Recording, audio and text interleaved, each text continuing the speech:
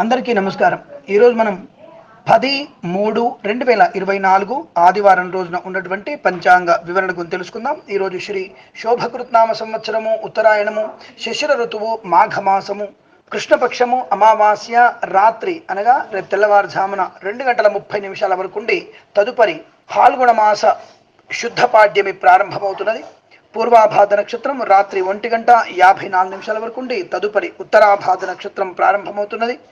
అమృత ఘడియలు సాయంకాలం 6:55 నుంచి 8:19 వరకు. దుర్ముహూర్తం సాయంకాలం 4:46 నుంచి 5:34 వరకు. వర్జము ఉదయం 10:30 నుంచి 11:54 వరకు.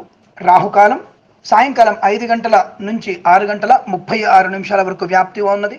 నేను చెప్పినటువంటి శుభ సమయాలను, పంచాంగంలో ఉన్నటువంటి వర్జాది దుర్ముహూర్తాదులను రెండింటినీ సమీకరణ చేసుకొని శుభమైన మీ కార్యక్రమాన్ని ఏర్పాటు చేసుకొని విజయవంతంగా పూర్తి చేసుకుంటారని ఆశిస్తున్నాను.